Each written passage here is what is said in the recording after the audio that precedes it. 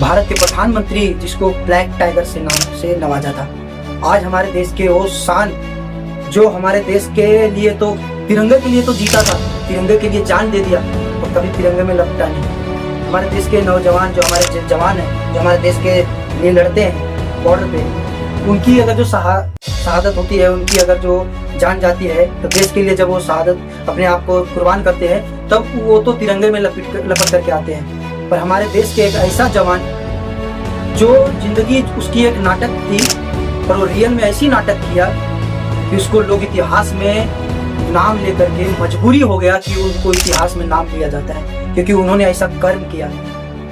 हमारे देश के जिन्होंने अपने देश के लिए बाहर जाकर के जान दे दिया, आज उन्हीं का नाम लेकर के मैं उनका नाम, जिन्होंने भारत के प्रधानमंत्री श्री इंदिरा गांधी जी ने नाम दिया था black tiger, Shri Ravindra Kaushik sir के बारे में बात करूंगा। उनकी पूरे जीवन के बारे में बात करेंगे कि किस तरह से उन्होंने अपने देश के लिए 2000 से ज्यादा जान बचाए। उनका जन्म पंजाब के एक गांव में हुआ और उनका पढ़ने का जो पढ़ाई के टाइम से ही लमसम स्कूल के टाइम से उनका नाटक में जो उस टाइम जैसे कुछ टाइम पहले लोग थिएटर बोलते थे, उस टाइम उनका नाटक में मन बहुत लगता था और उनको ये नहीं पता था कि यही नाटक करते करते मुझे ऐसा नाटक करना पड़ेगा कि देश के लिए मर मिटना पड़ेगा। साल 1973 था, लखनऊ के एक ग्राउंड में एक नाटक चल रहा था, उसमें वो अभिनय कर रहे थे रविंद्र कौशिक सर, और वहां पर उनको एक नजर पड़ा उनके ऊपर एक राव के अधिकारी का, क्योंकि उनके नाटक में ना एक देशभक्ति दिखता था, देश के लिए जुनून दिखता था। और राव के एजेंट में कईयों दिनों से उनके पीछे लग करके, कईयों दिनों से उनको आसपास रह करके उनकी जानकारियां निकाल रहे थे और राव के एजेंट उनके पीछे लगे हुए थे, क्योंकि उनको पता था कि ये इंसान देश के लिए मर मिट सकता है। अचानक से 1973 का साल था, राव को एजेंट आया, जब उनका नाटक स्टेज से जब वो निकले और बाहर आए तो उनसे डायरेक्ट मिल करके वो बोलते हैं कि देश के लिए नाटक करोगे, आप अपना जो अभिनय प्ले कर रहे हैं और अचानक से आपको ऐसा बोला जाए तो आप थोड़ा घबरा जाओगे। पर उन्होंने जल्दी में ये ज्यादा सोचा नहीं, उन्होंने हाँ बोल दिया और अपने आप को लमसम 2 सालों तक ट्रेनिंग चली। वो ट्रेनिंग दिया गया जो उन्होंने कभी अपने जिंदगी में कभी सोचा भी नहीं होगा। अपने आप को तपा दिया उन्होंने, आग के गोले में जैसा एकदम तपाया गया उनको। 2 साल तक उनके जिंदगी का कठिनाई चली और एक हिंदू इंसान जो उनको इस्लाम से कुछ लेना देना नहीं था, पर उनको इस्लाम में पूरा घोल दिया गया। उर्दू से कोई लेना देना नहीं था, हिंदी को लेकर के जो हमेशा बातें करते, जो हिंदी में जीते थे, वो आज उनको उर्दू में पूरा घोल दिया गया। और आगे चल के उनको इस्लाम के जो एक बात तक नहीं उनको पता था, पर आगे चल करके उनको पूरा इस्लाम के पूरे बोले जैसे सर बताया जाता हमारे देश में कि पूरे पाठ पढ़ा दिया गया। और भारत के छोड़ करके भारत के बाहर जाकर के पूरे इस्लाम कंट्री में रह करके उन्होंने किस तरह से सिर्फ देश के लिए एजेंट के तौर पे काम किया नहीं, उन्होंने जा करके दुश्मन देश में जा करके वहां पे एक कर्नल के पद तक पहुंच गए, मेजर के पद तक पहुंच गए, अपने दूसरे कंट्री में जाकर के, दूसरे मजहब में जाकर के, वहां पर जाकर के शादी किए, बच्चे पैदा किए।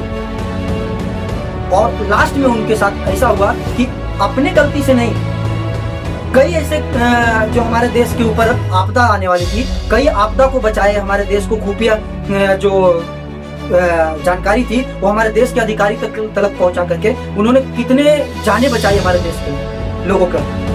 पर एक छोटा सा जूनियर एजेंट की गलती से, हमारे जूनियर जो एजेंट था उसके गलती से रविंद्र कौशिक सर पकड़े गए दुश्मन देश में।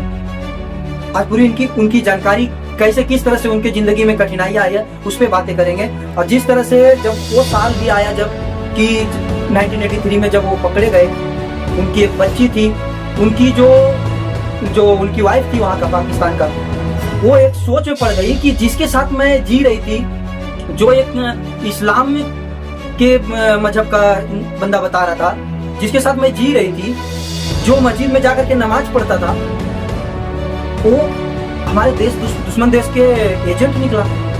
वो सोचने पे मजबूर हो गई कि ये मेरे साथ क्या हो गया। जब उनकी ट्रेनिंग खत्म हुई तो उनको लेकर भेजा गया उनको पाकिस्तान में, सरहद के पार। पाकिस्तान जाने के बाद उनका सबसे पहला कॉलेज में उनका मुलाकात हुई अमानत नाम के लड़की से, जिससे उनका प्यार हुआ, मोहब्बत हुआ। उसके बाद उनसे उन्होंने उस वहाँ के हिसाब से उन्होंने उनसे निकाह किया। फिर धीरे धीरे उनको मिलिट्री में जाना, पाकिस्तान के मिलिट्री में जाना, फिर मिलिट्री में जा करके एक मेजर के पद पे पहुंचना। ये पहला प्यार तो उनके लिए अमानत थी नहीं थी, पहला प्यार उनके लिए देश था, जिसके लिए उन्होंने अपने माँ का कुर्बानी दिया था, माँ को छोड़ दिया था, पिता को छोड़ दिया था, अपने देश को तरफ छोड़ दिया, क्योंकि उसको देश से प्रेम था। वो इंसान जो अपने देश के प्रेम के लिए, अपने देश के लोगों को जान बचाने के लिए अपनी जान को कुर्बानी दे दिया। जो ब्लैक टाइगर कभी अपने गलती से नहीं पकड़ा गया, एक दूसरे कम एक्सपीरियंस वाला एजेंट भेजने की वजह से उसको टॉर्चर कर दिया गया। तो बता दी रविंद्र कौशिक सर के बारे में। और उनको अचानक से एक दिन पाकिस्तान के जहाँ पर उनका घर था, जहाँ पर रहते थे अपनी बेटी और अपने वाइफ के साथ, वहाँ से उठा लिया जाता है और लमसम 16 साल तक उनको पाकिस्तान के जेल में टॉर्चर किया जाता है। हजारों चिट्ठियाँ भारत सरकार को लिखा उन्होंने कि मुझे बचा लो, मैं आगे देश के लिए बहुत कुछ काम आ सकता, मेरे पास बहुत खुफिया जानकारी है पाकिस्तान के। क्योंकि जानकारी तो होनी थी, क्योंकि वो पाकिस्तान के मेजर के पद पे थे, उनके पास पाकिस्तान के मिलिट्री का कितने खुफिया एजेंसियों का जानकारी, उनका ISI का पूरा जानकारी कितना था। तो जितना तो उन्होंने भेजा था, पर जो और उन्होंने इकट्ठा किया था अब तक का, वो आगे चल करके भारत सरकार से रिक्वेस्ट भी, उनको चिट्ठियाँ, उनकी माँ भारत में रिक्वेस्ट करती रही भारत के नेताओं से कि मेरे बच्चे ने देश के लिए कुर्बानी दी है। भारत के सरकार से चिट्ठियाँ भेजती रही उन्होंने, उनकी माँ ने। पर शायद हमारे देश में जो एजेंसी है रॉ, जो खुफिया एजेंसी माना जाता है, बोला जाता है, वो उसमें जाने से पहले ये बोल दिया जाता है कि गुमनाम। एजेंट एक ऐसी जिंदगी है कि उसमें जाने के बाद आपकी जिंदगी गुमनाम हो जाती है। आपको भारत सरकार, अगर जो आप मारे गए तो आपको स्वीकार नहीं करेगी। कोई भी अदर देश, किसी की भी देश के अगर जो आप एजेंट हो तो आपको कभी स्वीकार नहीं किया जाएगा कि आप मेरे देश के एजेंट हो। पर रविंद्र कौशिक सर आस लगाए थे, हजारों चिट्ठियां उन्होंने भारत सरकार को भेजा। फिर पाकिस्तान के जेल में उनको कितना टॉर्चर किया गया, उनको जमीन के छोटे से खड्डे में उनको रखा गया, कितने सालों तक टॉर्चर किया। पर जिसको भारत के प्रधानमंत्री ने, जिनका नाम ब्लैक टाइगर से नवाजा था, वो टाइगर एक छोटे एजेंट के कारण अपनी जान किस तरह से कुर्बान दे देता है और किस तरह से उनकी जान चली जाती है बीमारियों के दौर में। उनको बीमारियां, टीबी की बीमारियां, डायबिटीज की बीमारियां, उस टाइम के जो वहाँ पे जेल में जिस तरह से खाना उनको दिया जाता था, उसी हिसाब से उनको बीमारियां पकड़ती गई।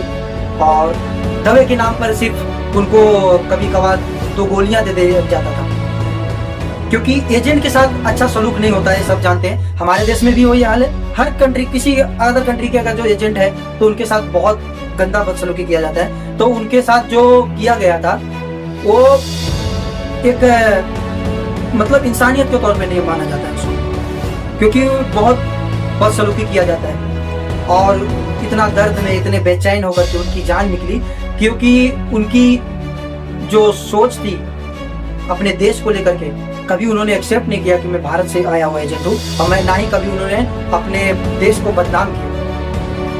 मरते दम तक वो इंसान ने राज नहीं खोला अपने देश के जानकारी और खुफिया एजेंसियों को, जो एजेंट के तौर पे जिसको टॉर्चर करने के बाद वो बोल देते हैं, पर उन्होंने कभी बोला नहीं। अपनी जान दे दी, तड़प तड़प कर जान चली गई, पर उन्होंने कभी अपने जान की परवाह नहीं किया और अपने देश की लोगों को और देश की परवाह किया। और तड़प तड़प करके दुश्मन देश के जेल में उनकी लास्ट में जान चली जाती है।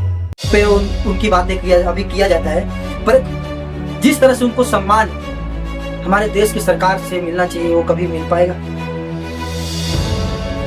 आप लोग कमेंट में जरूर बताइएगा और चैनल को सब्सक्राइब और लाइक वीडियो को जरूर कर दीजिएगा।